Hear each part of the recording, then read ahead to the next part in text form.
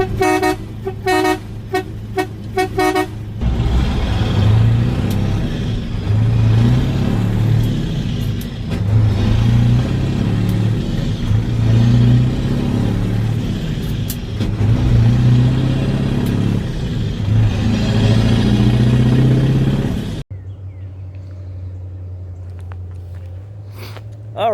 Sawadi Hop, Yugachon Diesel Fuel Network. I'm Gary, this is Diesel Fuel Network. We're going to talk about split shifting, double clutching, 2-speed rear axles, synchronized transmissions, non-synchronized transmissions. So, I've seen some comments before, whether it's on YouTube or TikTok or what have you, about you need to double clutch, you need to split float gears. Yes, you can do all that. You can do whatever you want in a truck like this, but it is a synchronized transmission. What that means is it's the same as a regular car or truck transmission. So you don't have to split gears, and you don't have to float gears, and you don't have to double clutch. But we are going to go and discuss how to do those things today. But particularly what we want to talk about is the 2-speed rear axle. The operation of a 2-speed rear axle on a truck like this is much different than your typical transmission with a high and low built into it. Like a non-synchronized, typically they're non-synchronized transmissions, like an Eaton Fuller 10-speed is going to be non-synchronized, and it has a splitter, but that high-low splitter is actually built into the transmission, and it's really forgiving to use. It's pretty easy. You basically, let's go inside the truck, and we'll take a look at what is in here, and we'll discuss the differences. It's mighty hot in here today. Now, one thing that I find particularly interesting is that there used to be school buses that actually had this set up. Now, I gotta imagine that anybody who was driving a school bus back in the day when they ran them down the road, they probably just went from low range. And this is how I actually started driving this truck when I first got it, is I would just start out in second gear low, and then I would just shift my pattern on up to fifth. And then as I'm going along, you'd be at about 40, 45 miles an hour on throttle. Bam, then now you're in high. For the purposes of this video, we're going to discuss exactly how to make each and every one of these shifts. Let's just forget about low gear, first gear. We'll just talk about it in the 4-speed pattern.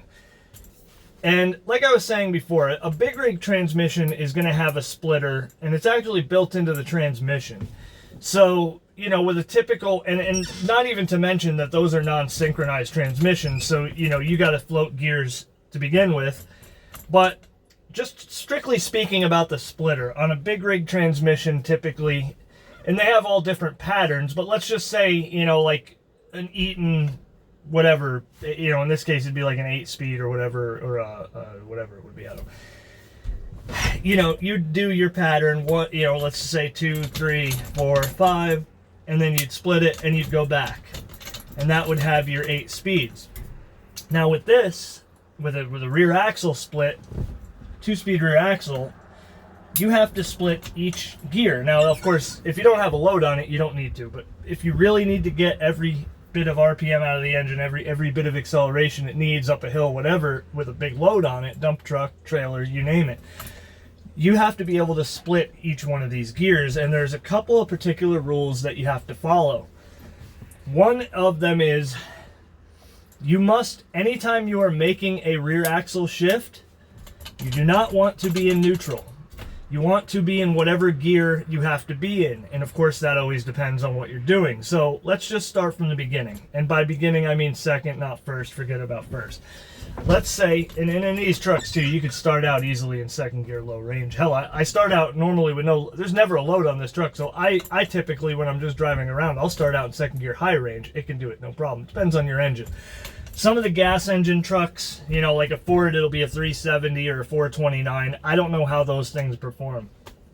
A friend of mine had a 366 powered Chevy. It was pretty good for what it was, but it's nothing compared to this diesel. So let's go, getting ahead of ourselves here. This is not an engine video, this is a transmission video. So let's just say you're starting in second low. Here you go, you're off and running on throttle. Now that's key. Two things to keep in mind.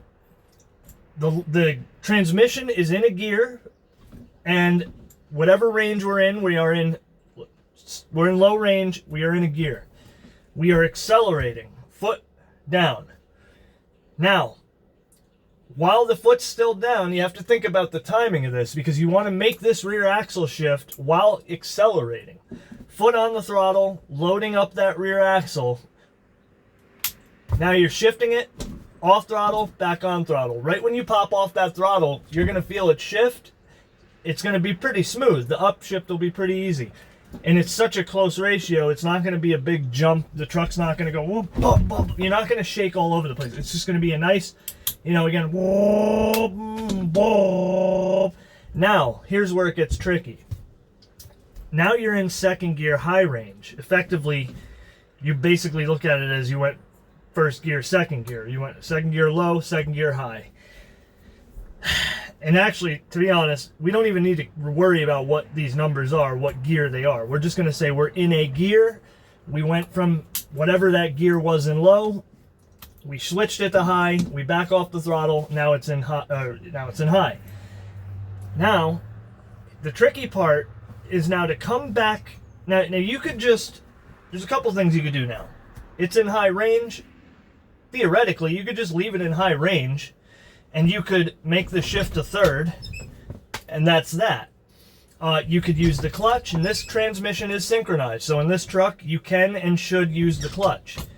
But there's no reason, there's no harm in floating gears either. If you're going to find the RPM, if you're good at it and you want to float gears, go for it. It's not going to hurt the transmission unless you're constantly grinding gears.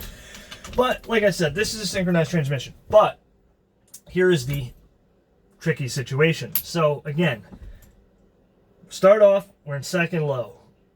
We're foot hard down. Flip it, back off, back on. There goes your shift. Now, how do you get back down? How do you take that and go to third and make the shift back to low? Okay, see, that's where you have to use the clutch. As far as I know, there's no way around that. I don't think there's a way to drive this transmission and axle combination without using the clutch for this particular scenario. So we're in high.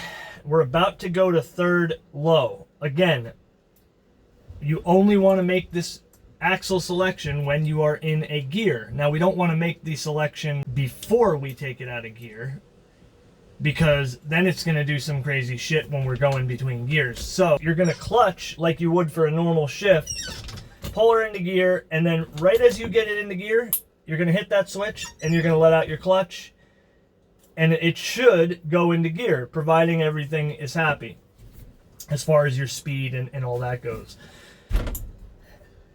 Then again, you're accelerating. Now you're in third low. Pull up to high, let off. See there, you don't need the clutch for that. Again, go back. Now you're going to go to fourth low. You're going to clutch it. It's in fourth. Now you're going to flip. Now you're going to let out. It sounds very simple, but it will take you a while to actually get that down and not be shifting it in between gears. That's when you're going to have your rear axle grind, or shifting it in the wrong, let's say we are in fourth high. Actually, here's the thing. Going from a particular gear down to low range, that's easy. Say we're in fourth high, we want to go to fourth low. You're just going to make sure you accelerate a little bit, put a load on it, flip it down while accelerating, and then back off. But what you're going to find is that right when you back off, you're going to have to blip that throttle, because it's going to go into like a neutral almost, and then it's going to, you blip the throttle, it's going to rev it, and it's going to come into place. It's going to grab into gear, and that's normal. That's how that works. And then again, it would be the same thing for shifting it back down to third. You would clutch it, bring it to third, then flip your axle, then let out of the clutch. This is harder to explain than it is to actually drive, I will say that. But again, there's a few rules that you must keep in mind. Now, I have taken these rules. I didn't make this up. I didn't have anybody teach me. I watched an Eaton video, a video made by Eaton from like the 1980s, probably late 70s, early 80s. You can find it on YouTube. Those rules are: don't use this axle when going down a hill. Pre-select your range, whatever, and this goes for, this actually really isn't just an Eaton axle thing. This is any truck like this or heavier. You want to know what safe speed and transmission ratio you want for the hill before you start going down the hill. You want to try to not be shifting down while going down a massive hill, on a mountain or something. So do not shift the rear axle while going downhill. I have discovered what will happen, and that is, it just won't want to go in unless you bring the speed down. So the rear axle is a planetary gear set, and it partially needs to rely on load on or off. So if there's a load on it when you're throttling and you flip the switch, it holds it there, and then when you let off throttle and go again, it shifts. Now the same is said for when you're going down a hill. If you're going down a hill and you're picking up speed, when you go to switch that axle, the speed is no longer where it wants to be, and the axle doesn't have, it has the opposite load on it because it's now accelerating down a hill, not trying to slow itself down. So it will not want to go in. You'll have the freaking thing will just be grinding and probably till it explodes. And then you're going to go sailing off, and hopefully you can catch a gear. Well, see, that's the thing too. If you get the rear axle in a situation where it's not in gear and it's grinding, until you get that rear axle to catch, and I've had it happen a couple times, and you got to go find a gear. You just basically get to a point where you're like, oh shit, now it's in, whether it's in a gear or it's, maybe now I'll just take it and I'll just shift it up a gear and then let the clutch out, and it should find its way. But again, if you get that rear axle into neutral going down a hill, you're pretty much screwed because the axle has nothing to do with the transmission. So even if you go, oh, I'm going to catch a gear, yeah, maybe it'll help the axle jump in, but it might not. More than likely it would, but I don't know. I haven't gotten in a situation like that before. But let's take it down the road and we'll go through the practice and see what it's like. I feel like everything I just said was throwaway. Like, I don't feel like I just did a good job at all explaining that. Let's not forget to disconnect the battery charger and drag that down the road with us.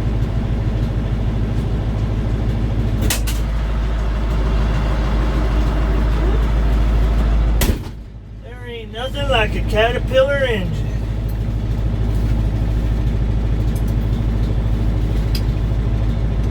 All right, now let's take her out and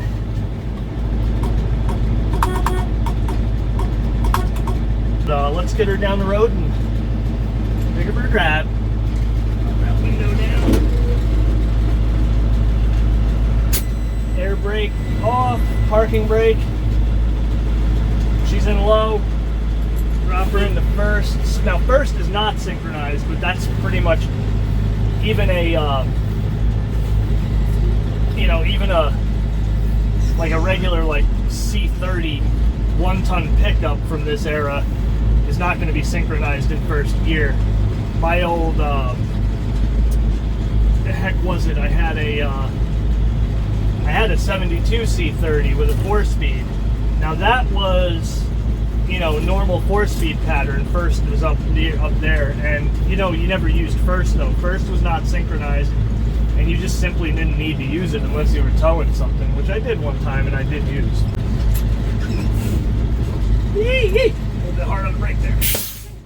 So you're gonna notice right when I pull out, I'm gonna pull out in first gear, and I'm gonna go right from low range to high range. No clutch. But then keep watching when I shift it out of first up to second. Right when I get it into second gear, I'm going to drop it back into low, and it all has to happen pretty fluid, pretty quickly and smoothly. Well, here we go. And I can't see shit because there's a huge tree and I'm freaking up off the ground. Now there's a car coming. Yeah. Kind of funny, in my car I can see fine, but I'm like 6 feet off the ground here. Well, I guess we're just going to guess at it. Nope, that's another car. I guess we're not going to guess at it. We're just going to open the door and peek our head down a little bit. Yep. Looking clear. Drop her back in, there she is. And here we are.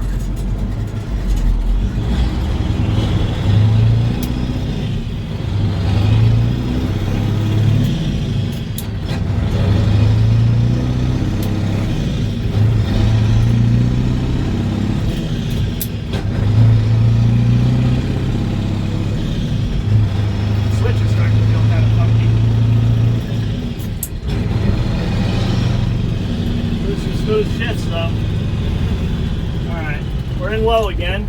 Just bring her down in first.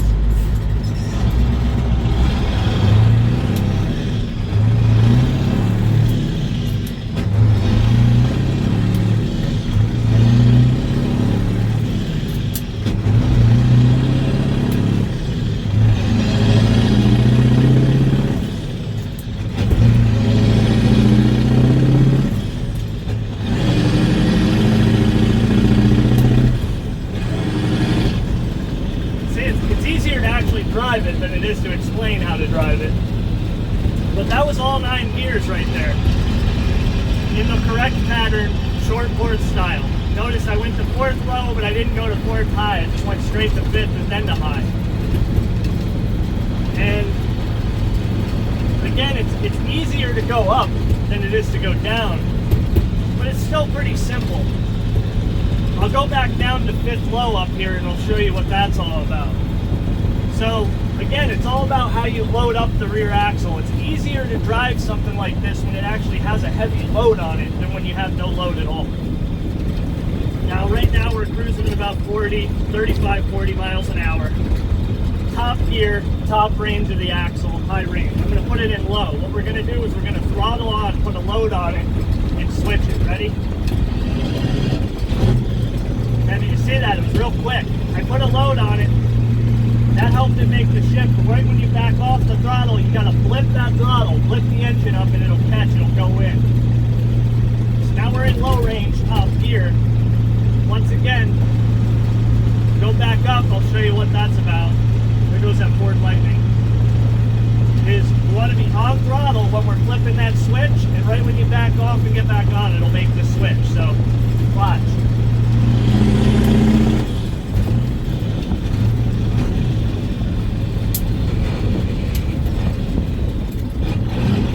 See, something happened there, because I'm just trying to mess around with it.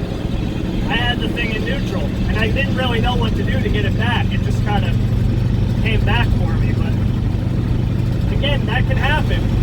If you're going through the gears, you can find yourself where the rear axle just goes into a neutral and it's just grinding away.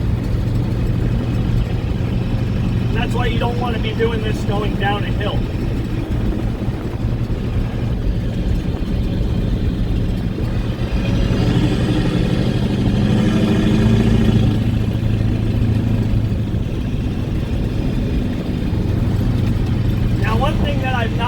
Done. I'm not really good. I haven't really messed with going back down through the gears, all of them. I obviously can shift down the transmission, but like going down through the ranges. Now, one thing I will do is let's float it down to 4th. There, no clutch. Just bring the revs up and you find the gear. It's the same thing when you float a gear up. There you go. No clutch. Find it. Make this turn here. We're still in high. Just going to leave it in high. 3rd gear right there.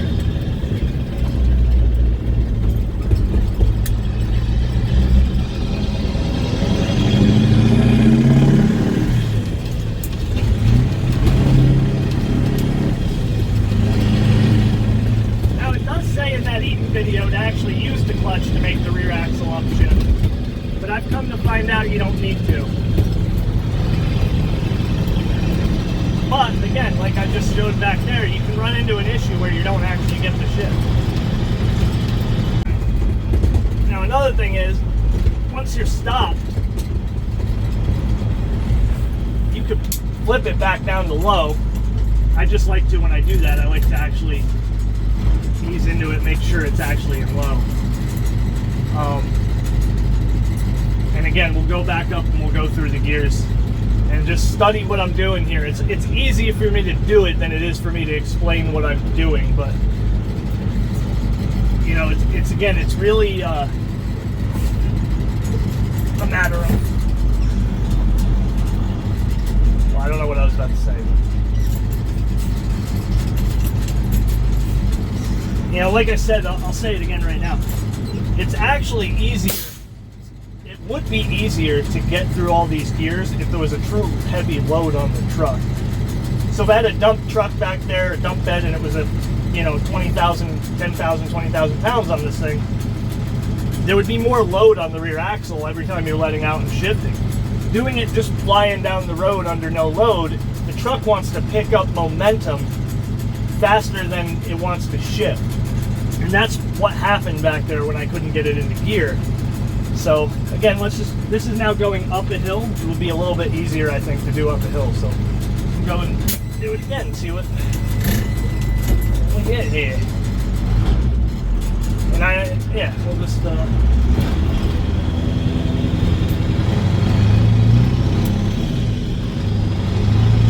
again. Second low. Second high. Third low.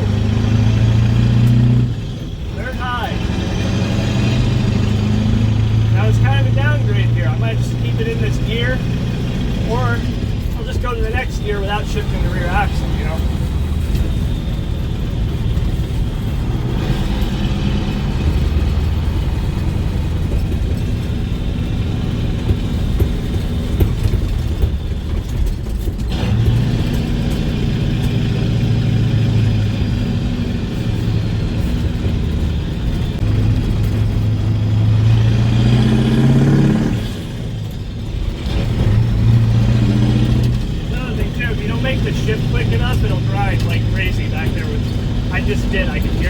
the shift and I hit the rear axle, but I didn't release the clutch, and it was just so something you got to keep in mind too is be deliberate and know what you're going to do with the gear lever and the axle. Just again, you can get yourself in a situation where you're just starting to break parts.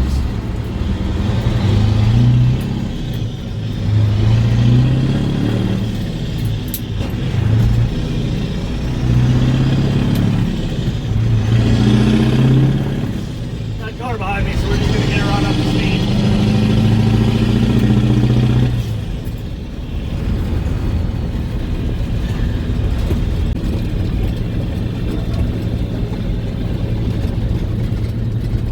It's actually pretty quiet in here with the windows up. It's amazing, to be honest. So we're in top gear, top range right now. And again, I want to talk about double clutching, which, with a synchronized transmission, this is a synchronized transmission. You don't have to double clutch. It could just be a thing that an old school thing that some people like to do it, even if they don't have to do it. It's more of a habit than anything. We'll pull off up here and let this car go. Who's now very upset at me because I'm going slow, but it's funny. It's only a 40-mile-an-hour road, but if you're on here going less than like 55 miles an hour, people ride right up your tail. Not happy.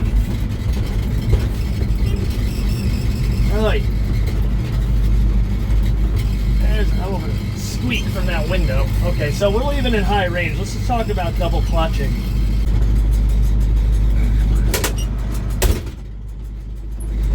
Yeah. There we go.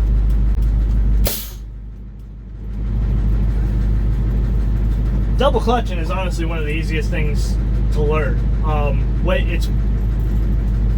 It's the same effective, you're getting the same result as if you were to float gears, simply by the fact that it just, I think, takes longer to shift. So, second gear, we're in high range.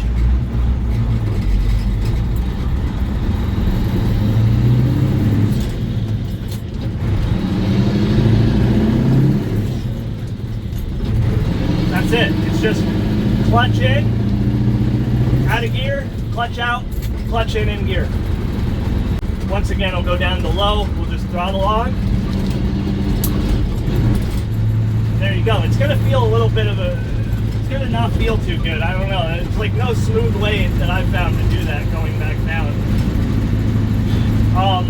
And again, going down through the gears, you're better off, to be honest, like use the axle to shift you up. Don't worry about it for shifting down. If you want to get it back into the low range in whatever gear you're in, and then shift your down into the transmission. Don't try to shift down all your axle. Don't try to shift all 9 gear splits back down. I find the best way to do that is again to just figure out whichever axle ratio you need to be in and then shift down. And right now we're still at low range. Now we're in top gear low range, so you can see how low that is. We're only doing not even 30 really, that's a little off. It's like we're in a much lower gear. We're in top gear. We are coming up to a hill, not a very long hill, but again, I'm already in low range. I'm gonna just not mess with that. I'm just gonna bring her to fourth. I could have floated that, I should have. And this thing's got so much power with no load on it, you pretty much could go up in any gear, but we'll bring her down to second, right, we're on third right when we get up here. Tight turn. Frankly, I guess I could have left it in fourth. Actually, that would have been like a third gear high. But again, you don't want to be going all through the ranges if you don't have to.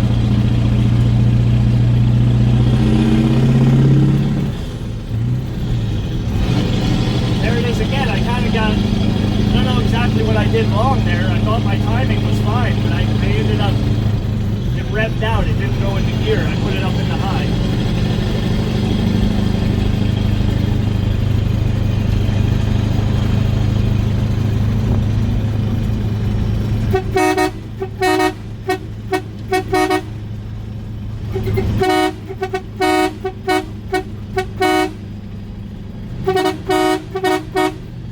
Don't do that at home, folks. Actually, do it at home. Just don't take both hands off the wheel and do it. That's all.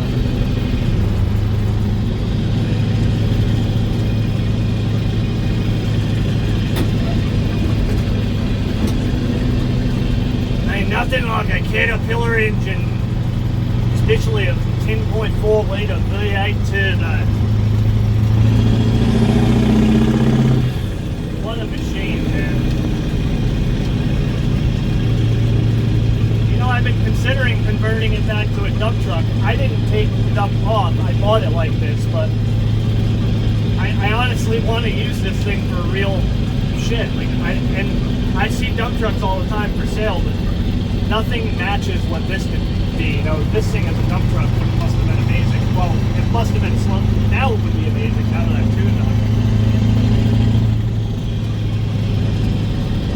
But again, going back to the axle, like, you know, this truck is just a hot rod, really. Like, that's all I use it for. And I almost never use the axle. I only do it just for fun, really. But it goes back to saying that if you're actually using a truck like this, it's going to be easier to use that axle function with a load on the truck than when there's no load on it.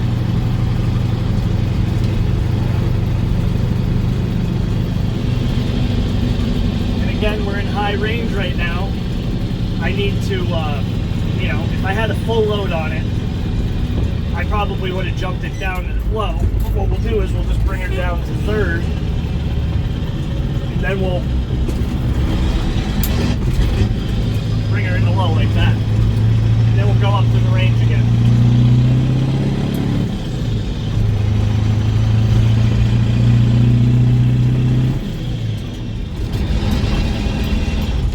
Uh-oh. I thought I'd switched it. That's funny. I thought I switched the axle and I didn't. Another thing you got to consider with any truck is what kind of engine braking do you have? Do you have a Jake brake? Do you have an exhaust brake?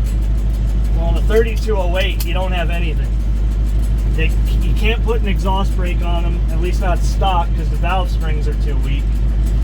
And it'll just go along like there's no. I mean, it's better than coasting in neutral, but it feels like compared to a gas engine, very little to no engine braking.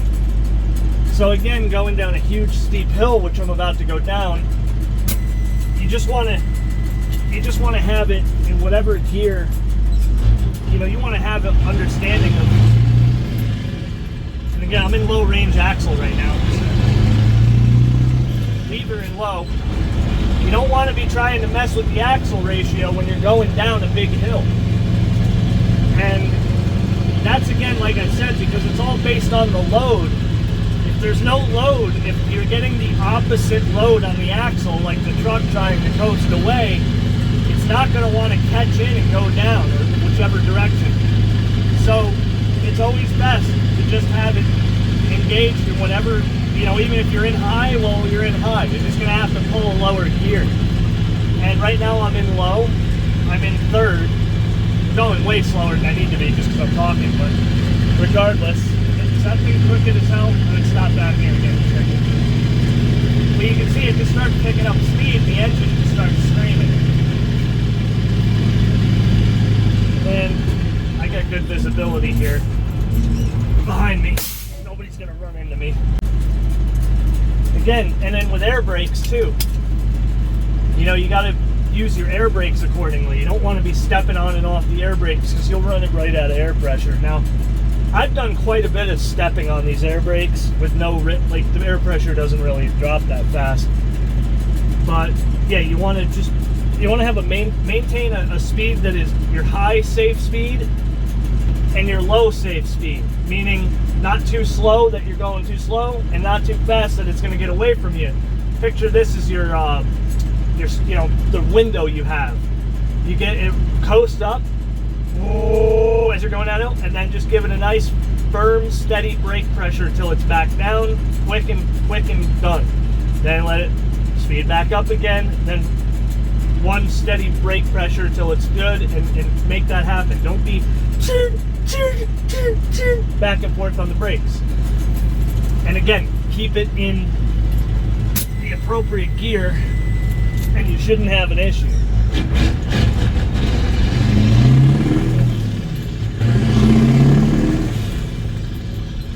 Probably shouldn't do that right before going down a big hill either, but we're only doing like 20 after that. We're in low range, remember. So that's fourth gear actually, low range.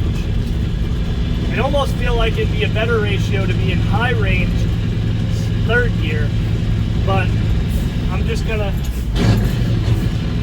again, with a synchronized transmission, I mean, that was like a baby could have done that, you know?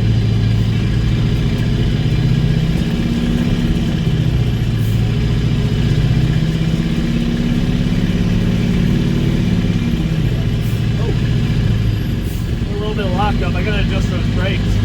But this thing will just rev right on up. There's no engine braking almost at all. And this hill is way steeper than it looks. Let me tell you something, it's not too bad right here, but here we go. I guess we can be in fourth. And you know, this hill is not too bad right here, but the overall hill from there to there is like, there you go. See, it's wanting to just, and then this is where it gets steep again. Match her on up. See, I use the clutch, but I'm still rev matching the engine just as I would in a normal vehicle.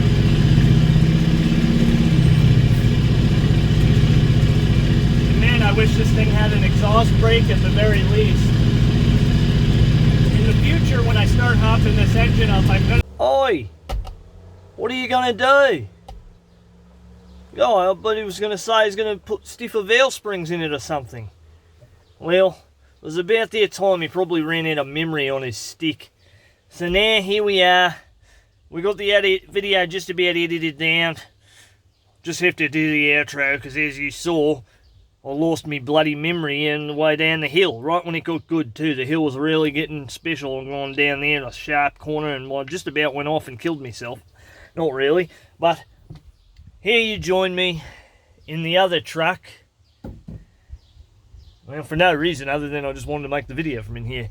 I guess we'll see you next time, guys. If you made it this far, congratulations. I guess you really do need to know how to drive a 2-speed axle. And, yeah, see you next time. Thanks for watching.